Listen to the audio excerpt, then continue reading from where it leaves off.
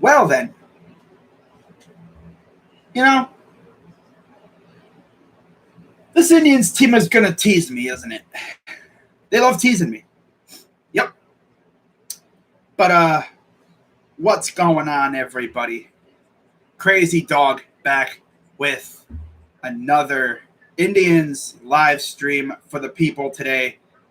Let me edit this thing real quick here. I forgot to add something to my title. Actually, no, I'm good. I thought I was going to add something, but nah, I'm good. So, the Indians, fresh off a series where they swept the Angels.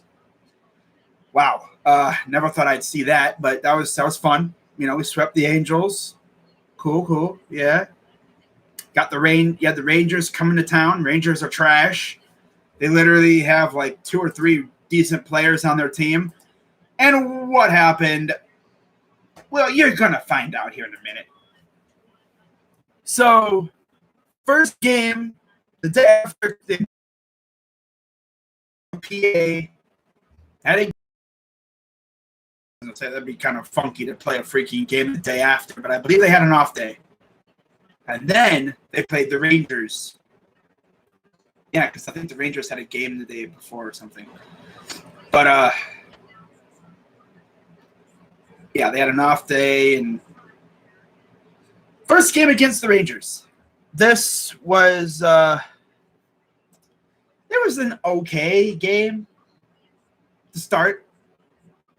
Like, it wasn't the worst game. I'm going to turn off my fan real quick. But, like, legit, though, this game wasn't overall, like, a snooze fest.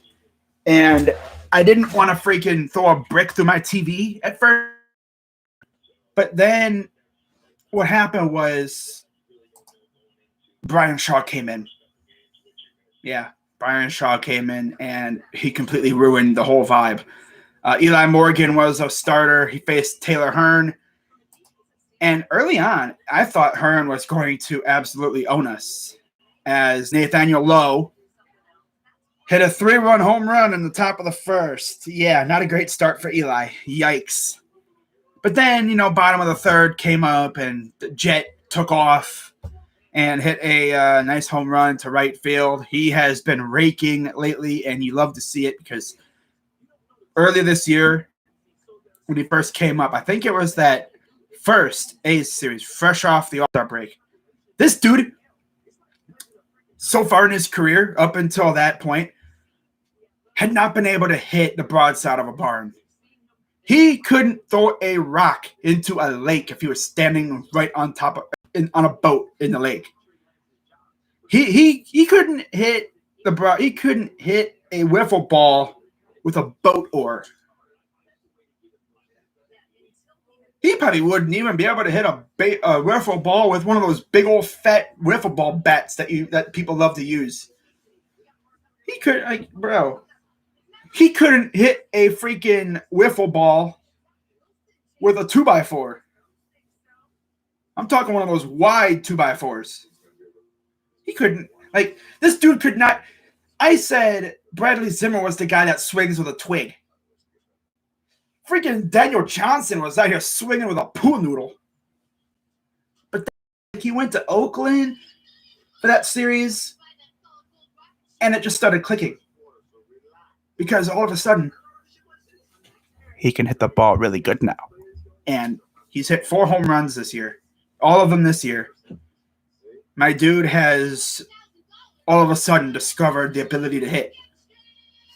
I think what had happened was, and this is with a lot of rookies, they come up to the majors, they start pressing, trying to prove that they need to stay. You know, they're trying to prove to the major league organization that don't send me back down. I want to stay up here. So they be trying to hit everything out of the yard. And that happened with Bobby Bradley too. Of course, Bradley got hurt, of course, and he's been struggling. But I love to see Daniel Johnson hitting, you know. And then we made it 3-1. And then top of the 5th came up. And, yeah, things got a little bad as Garza came in there. I believe, yeah, they had 2 on. Garza came in there and then gave up a ground out for the run. Made it 4-1. And then Framil Reyes with a sac fly after a Yu Chang homer. Yu Chang has been hitting well, too, ever since we brought him up. He hit a homer, and then Framil, sac fly. And it's 4-3. And that's where we essentially stayed. For our part, anyway. You know, for context, they had 2 on. Reyes, sac fly after a pitching change and everything, and didn't do anything else after that. Rosario the third, Jose the second and third, with okay, with 1 out. No outs. Wow. Oh yeah, the sac fly. Duh. Yeah. So typical Indians fashion, get base runners on. They scored a run. They scored a sac fly, made it 4-3, and yeah, then 2 straight outs. That's 1 failed opportunity. Next inning, a single and a walk. Nothing else happened. A bunt and then a double play. Freaking Bozo Ernie a bunt pop out. Like, can we like not bunt anymore? That's honestly so annoying. We have a chance to bunt, move runners over, but instead Bozo freaking bunts it and it goes straight up. Like, you're supposed to get on top of it. If the ball's coming high, that's where you go boink, and you try to go, try to get it into the ground to move the runners. But we've had it happen like, 2 or 3 times now, maybe more, where we try to bunt, the ball goes boink, and it goes straight up, and it's easy money for the catcher or the pitcher. Well, in this case, I think it was the third baseman. Yeah. It was easy. I mean, there was even one time where we had, an extra innings, winning run on second or whatever, or tying run on second, whatever. Freaking Roberto Perez, I think, was the one. He freaking bunted into a double play because it was caught, and then they threw to second, and they got the runner. So we went from having, a runner on with, a chance to score possibly 2 runs to not having anyone on base and 2 outs. That's the only time I ever recall there being 2 outs with only 1 batter being used. That was a horrible game by us. I think that was what game was that? Mariners? No. I don't know who it was. Maybe, I think it was the Astros. It was the Astros. The first Astros series, right, fresh off the injuries to Bieber and Savale. That's right. That was when we were in the midst of that 9-game losing streak. Yeah, that's right. 8th inning comes up, we do damn near nothing, and then 9th inning, we again do nothing. So on their part, they added 3 more runs because, like I've mentioned, Brian Shaw's a bozo. I still do not like Brian Shaw. Like DeMarlo Hale needs to go to bullpen management school because this dude does not know how to manage his bullpen. He leaves guys in for like 2 innings. It's like, no. He did that. He's done that with Nick Whitgren a couple times. He's done it with Brian Shaw a couple times. And again, here we go. Brian Shaw freaking sucks. He actually had 2 out, gave up a grounder, and then a dong to DJ Peters. Dude's a freaking bum. Okay, and then we got what else? Okay, so after that game, pitchers, Hearn, 5 innings, 5 hits, 3 runs, all earned, 2 walks, 6 Ks, 2 homers. Eli Morgan, just got cursed by that first inning mainly. 8 hits, 4 runs, 4 earned, 2 walks, 4 Ks, 1 home run. He's just had some bad luck, especially after the master classes that we had in against the Angels. Of course, this is what we get. Yep. And then to make things even more peachy, what was it? 2 days ago, they announced that Tristan McKenzie was going on the injured list because of shoulder fatigue. Well, considering that dude has like no girth on him at all, of course. I mean, the dude's literally, they call him Dr. Sticks for a reason, bro. I mean, he's sheesh, man. That dude's metabolism must be an incinerator. You know, people say, I bet you people be like, why are you so skinny? It's like, bro, his metabolism is probably like a freaking incinerator. Whatever he eats just gets vaporized immediately. I know females that have that. They, no matter what they eat, they could buffet full of food and they still be skinny because they literally got an incinerator for metabolism. It just gets instantly vaporized. It's like, well, obviously, Chrissy Dog, it looks like your metabolism's slow. Really? Wow. Fat jokes. Ooh, like that's gonna hurt me. No, I'm joking, but yeah. So what else do we got here? So Hearn got the win. He's 3-4. Morgan took another bad loss, 2-6. A lot of it, he could have had some more wins if his offense had helped him out. But hey, it happens. So we lose, and then we go into game 2, and we had Zach Plazek on the mound, and Plazek decided to not be trash.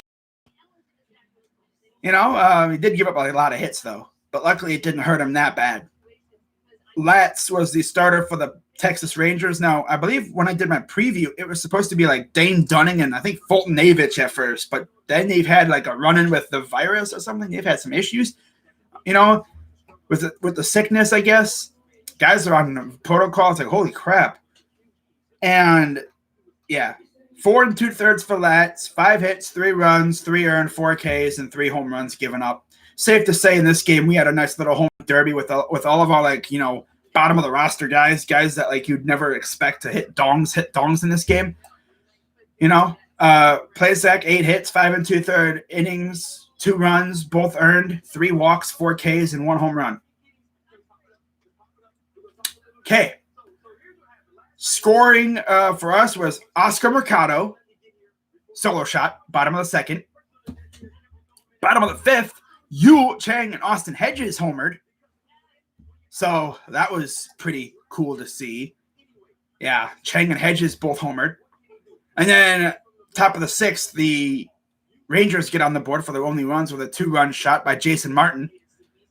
And then Chang and Miller got in on the action again. Chang RBI double. And then an RBI single by Miller. Bottom of the 7th, Franmil Reyes hit an absolute tank job. Freaking thing went a billion feet, it felt like. He got every single bit of that ball.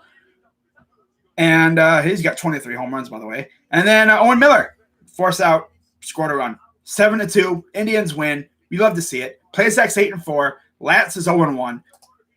Plazek, you know, he gets on my nerves. He pisses me off, but he's good when he's on point. He needs to be on point more, though. Yep, he needs to be on point more because he pisses me off a lot. But like I said, when he's good, he's good. Yeah, like really good. Like damn good. So, you know, we'll see what he does in his next outing. And then we go to last night's game, and, you know, overall, Hentges wasn't too bad. Hentges faced off against Jordan Lyles, former Pirate. And for the most part, Hentges wasn't the best.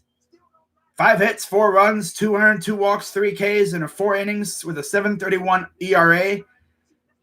Going up against Lyles, who went 3 2/3, 9 hits, 8 runs, all earned, 1 walk, 3 Ks, 2 homers.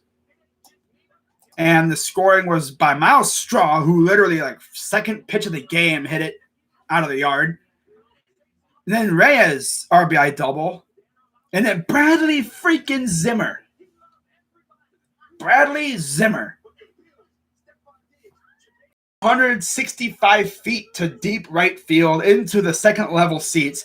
I've been around 24 going on 25 years. I have never really ever seen a ball hit there. You rarely ever see a ball hit there.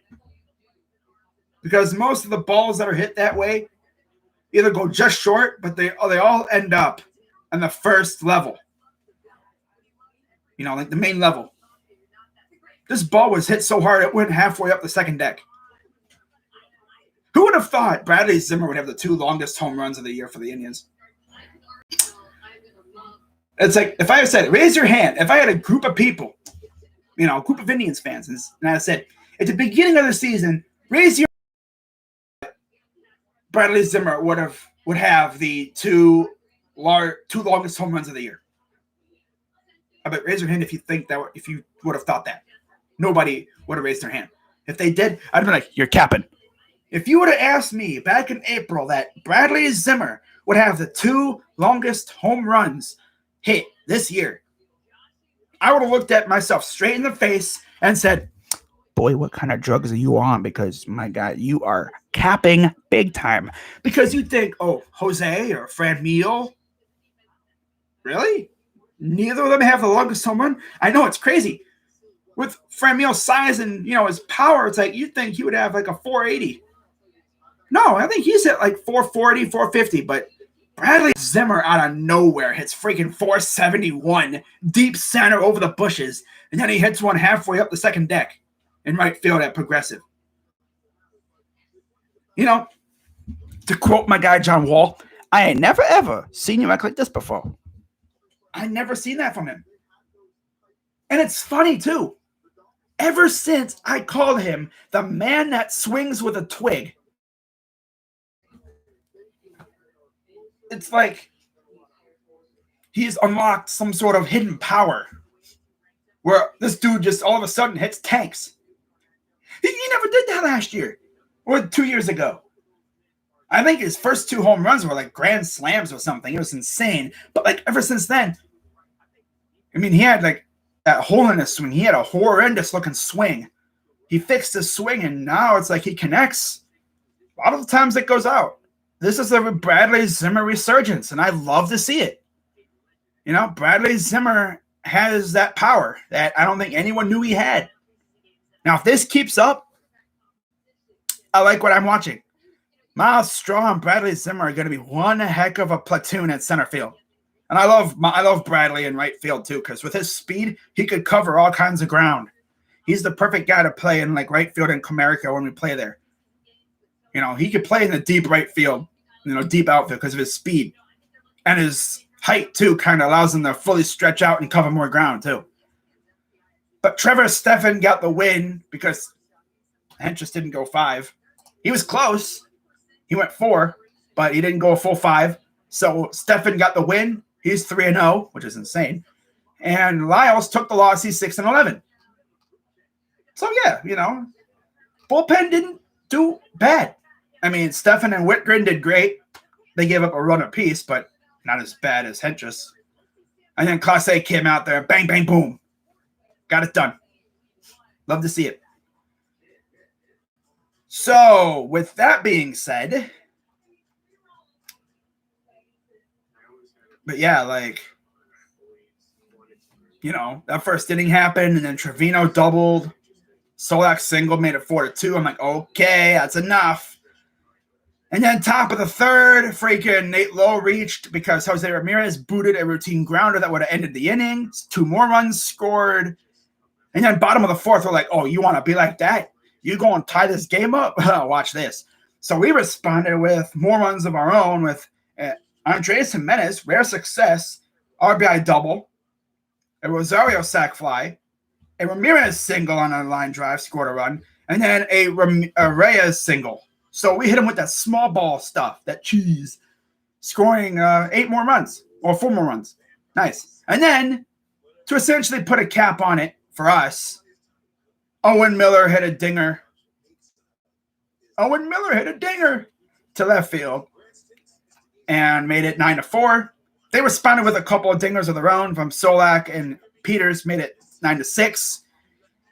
But then just for lulz, we added another run. Bradley Zimmer RBI for a 10-6 final. So if I remember correctly, we had homers from our number 1, number 4, 5, 6, 7, 8. Wow. Everybody but, I believe, Ahmed, Jose, and Jimenez had a dinger in this series. Isn't that crazy? Maybe Jose did. I don't think he did, but I'm pretty sure. I don't think he did.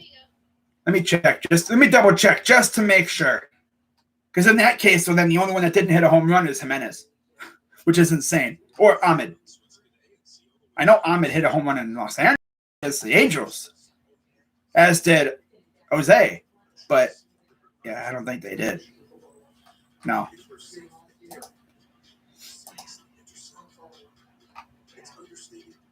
No. Okay. You Chang it too. Wow. You too. Okay. It's enough. So now where do we go after this? Well, we are at home again tonight against Boston. Okay. And I'll get to the division races here in a minute. But tonight will be, oh my God, Logan Allen versus Erod. Okay.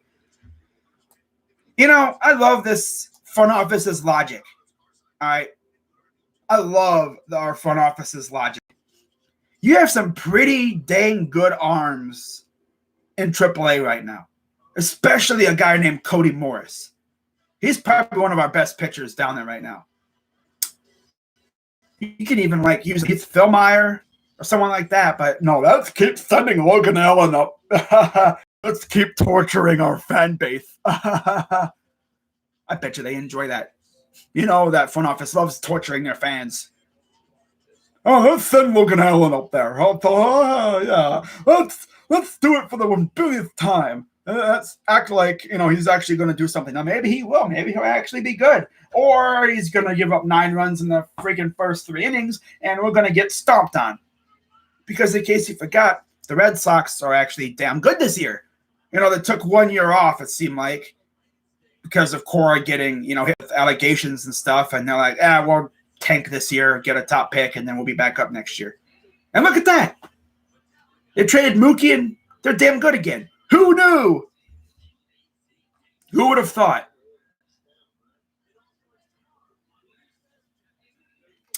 Not saying Erod's some sort of superhuman, but he's 9-7, 5.19 ERA, and 148 Ks, but he's damn good. And, good to see, him coming back after what he dealt with last year. I think he had myocarditis, which is a side effect of the virus. So that's good to see him back. Logan Allen, 1-5, 9.13 ERA, and 15 Ks. Bruh. You thought Henches was bad. This dude's got a damn near 10 ERA, and yet let's keep sending him out there. I want Savale back. Can we please just see Savale again? Good news is I think Savale will be back soon. Of course, McKenzie went on the injured list, but he should be back by the start of September. They just wanted to, rest his arm up a little bit because of shoulder fatigue. I mean, that's usually what happens when you pitch freaking 16 amazing innings. The dude damn near, or 15 something amazing innings. Dude needs to bulk up a little bit, man. The dude has not had a fully healthy season at all in his career. It sucks, but that's what happens when you're so lanky. I'm not making fun of him. It's just the way it is. I guess, like I said, his metabolism is probably an incinerator. He's like, I'm trying to add on, but I can't because it freaking gets vaporized whatever I put in. It just gets vaporized. But yeah, we got Logan Allen pitching game 1. Yay. But then, game 2 tomorrow, Nathan Eovaldi versus Cal Quantrill. Eovaldi, 10-8, 3.72 ERA, 147 Ks. Cal Quantrill has been amazing for the last 2 months or so. Really, since he started, after his 4th start or something, he's been fantastic. He's getting better and better every start, it seems like. Cal Quantrill, 4-2, 3.04 ERA, and 89 strikeouts. He pitched another masterclass pretty much at the Little League Classic. And the funniest part about that was, I don't know if I mentioned this in my Angels recap thing, but literally ESPN did not mention him really at all because they were too busy just talking over and over about Shohei. Did I mention that they interviewed two or three Angels? Three, I think. Someone on the field, Trout, and I think one more. And then they were going to interview Jose, but he had to hit next. So the one time they were going to interview an Indians player, he's on deck, so he can't talk. I don't think anyone on the field either. Maybe they did. I just missed it. I don't know. Who really cares? It's ESPN. What do you expect? So, yeah, Quantrill has been fantastic, but he's going to have his hands full against the Red Sox. And then for Game 3, it will be Eli Morgan against somebody. Don't know who the Red Sox are going to send out there. It's probably not going to be Chris Sale, but it would probably be him. Nah, because it'd be only, 4 days? So I think we would miss facing Chris Sale by like a day. So Tampa Bay would – okay, so I guess they would save – Chris Sale for Tampa, which, yeah, let's be honest, they need him for that series. But yeah, Eli Morgan, 2-6, 5.98 ERA, 58 strikeouts. Lovely. Now, with that being said, let's take a look at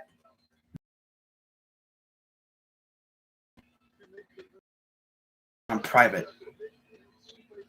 That'd be kind of funny if I did. No, okay, good. It was on public. Okay. Good. If I would have been talking all this time and only to have it on private, I would have just been like, oh, my God. But no, you look at the division races. AL East is very close. Boston has fallen off a little bit. They aren't playing as good, but they're still playing damn good, if that makes any sense. Like, they're not like amazing, but they're still really, really good. Tampa and the Yankees have literally just turned up.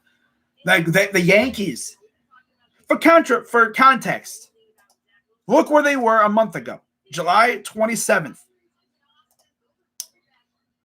We're in third, 9 games out. They had a +6 run differential. Fast forward a month to today. They're in second place, 4 games out. Games up in the number 1 wild card spot, I believe, or they're in the number 2 wild card spot. They've won 12 straight games, and their run differential has skyrocketed to a +49. It's insane, isn't it? Now, could they catch Tampa? Yeah, they can catch Tampa, but Tampa is on a 4-game winning streak of their own, and we'll see what happens. The Yankees are playing Oakland. They damn near lost last night. See what happens. Boston is still there. They're in the other wild card spot. Toronto is lurking, but they're not going to have a chance at the division. But wild card is their best shot. And then you have Baltimore, 38 games out, 38 and a half games out of the division, 31 and a half out of the wild card. Yikes! That makes our situation look great compared to theirs. My goodness. What happened here? Richie James needs knee surgery. Ooh, 6 weeks. Yikes. So then you look at the AL Central, and White Sox, 74-55. Yeah, they're 5-5 in their last 10. The Indians all of a sudden are 9 games back, 8 games back of the wild card, and we got the Red Sox coming up. So I don't expect us to make it. I'm not going to say, we have a chance. And then it's like, this team is going to tease. I just have that feeling this team is going to tease us. That's what they've been doing all year long. On the bases, anyway. Now, imagine they do it in the standings. They tease us. Make it look like they're going to have some huge comeback. They're going to probably get it to within maybe 4 games at some point. And then boom, it's just going to collapse again. Hopefully not, though. We are getting Bieber and Savale back. Could you just imagine if we can get this within maybe 4 games by the time that 5-game series rolls around, and then Bieber and Savale are back, and they're back to what they were doing before they got hurt? They better not tease me like that. I swear this team better not tease me like that. Don't get within 5 games by that series in late September. Do not do it. Because then what's going to – because I swear, if they do that, they better freaking sweep the damn White Sox, or at least take 4 out of 5 or something. Because if they do that, only to freaking fail in that 5-game series, I'm going to be like, they really teased us. They had us on a string. They reeled us in. Oh, look at us. We're competing again. Ooh. Well, you're like, yeah. And I'm like, yeah. Come on, guys. Come root for us again. And then you're like, whoopsies. We suck again. We fall off again. They better not do that to me. If you're going to make a comeback, be fully dedicated and try to win the damn division, or at least get in the wild card. I don't even know if I want to be in the wild card. I can't imagine DeMarlo Hale coaching this team in the wild card game and having him freaking leave Nick Whitgren out there in freaking key moments of the game, or have him send out Brian Shaw. That's what screwed us over. That damn 9-game losing streak. Because we couldn't add anybody to help with a potential playoff push. I mean, yeah, we added Miles Straw, but that's it. We added some minor league pitching, but that's it. We didn't add anybody really else. But, I mean, if we do get Bieber and Savale back, I could see it. But, man, we wouldn't last long in the playoffs probably. It'd just be more of a, hey, we made the playoffs. Woohoo.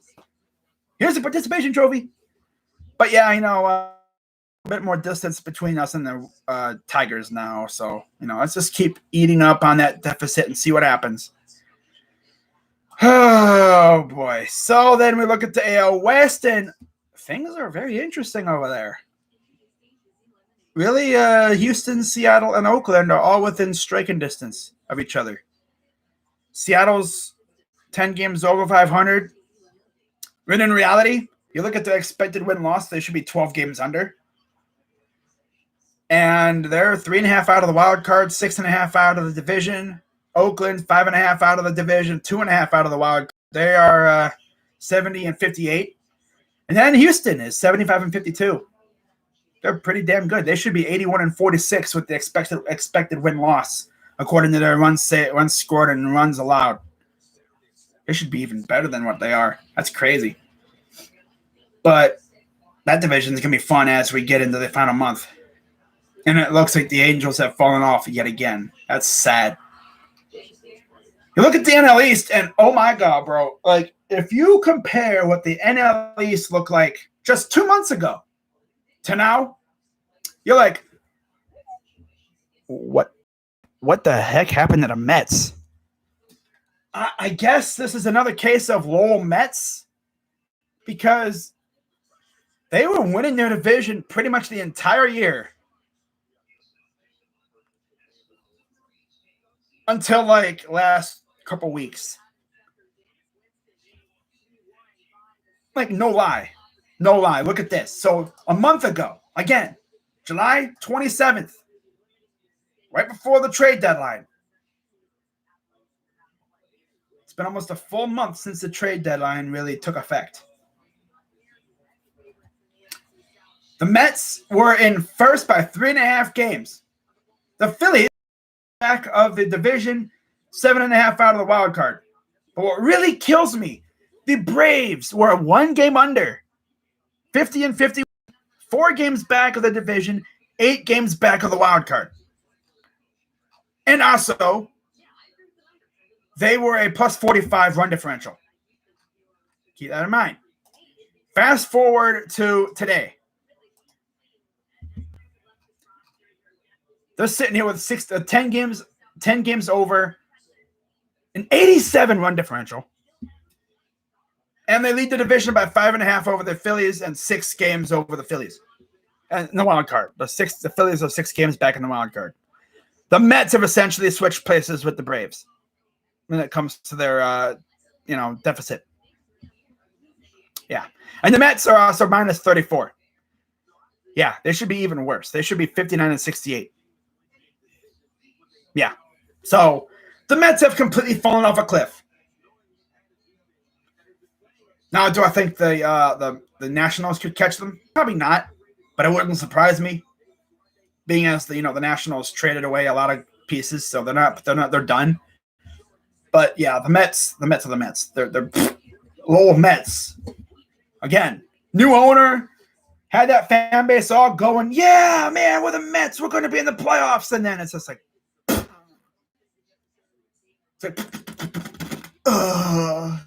it just fell out of the sky. My God. Have I ever seen a team fall off like that? Oh, wait, we did. The Cubs earlier this year. They got no hit and then they completely fell off. Or they no hit the Dodgers and then they fell off. That's right. But Mets, the heck's going on? You guys traded for Javi Baez. You have Francisco Lindor and all those other good pieces. You're 5 games under, and you're about to lose the division to the Braves, who at the time of the trade deadline had injuries all over the place. Like they've been dealing with some injuries. Acuna's freaking out for the year. But you know what? Their GM's like, I'm not about to go out like no bitch. I mean, that dude has made the playoffs, what, straight years or something like that with like 3 different teams? You're freaking like, I'm not going out like that. He goes out, trades for Eddie Rosario, trades for Jorge Soler. The team starts turning up. And look at that. Also, the Mets fall flat on their face. But, yeah. And then you look at the NL Central. It's Milwaukee's. But Cincinnati has a wild card spot, so that's cool. But, yeah, Milwaukee has that division. Unless the Reds come out of nowhere and freaking surprise them, I don't know if the Milwaukee Brewers are going to lose that division lead. I think they are they got about 30 days, pretty much. So there's that. And then in the NL West, it's all of a sudden turned really interesting because the Giants are 2.5 up on the Dodgers. The Dodgers have completely pulled away from the Padres. Like, that was close, but then the Padres just, again, fell on their face a little bit. They're 16 back in the division, 2.5 back, 2 back in the wild card. So it's possible the freaking Padres could have, spent all that money and stuff for nothing. Damn. I mean, who would have thought the freaking Giants were going to come out of nowhere? The Giants were literally like, I think did you forget about somebody? Remember us? Yeah, I know it's an odd year, but who cares? We're good now. Like, this reminds me of a couple years ago. Right before this crap hit, I think it was 2019. Maybe it was the year before that. The Giants were really good at the beginning of the year. They were good enough to where they didn't really make any moves to sell the deadline. People were criticizing them, saying, you should have made moves. You should have sold. Well, look where they are. It's insane. It's to the point where they actually went out and traded for Chris Bryant. And I honestly think I think they could keep him around for a long term. Yeah. They could keep him around long term. But it's going to be a fun division to watch. We'll see what happens as we get closer to the month of September and the end of the season. But that's pretty much all I got for you guys. So with that being said, shout out to everybody watching this late or whatever. Let me know what you guys think about the Lloyd Markkanen deal. Of course, I posted a video earlier today about that. Go check it out. But with that being said, guys, I'm Crazy Dog 99. Let's go Tribe. And I'm out. Yes, sir.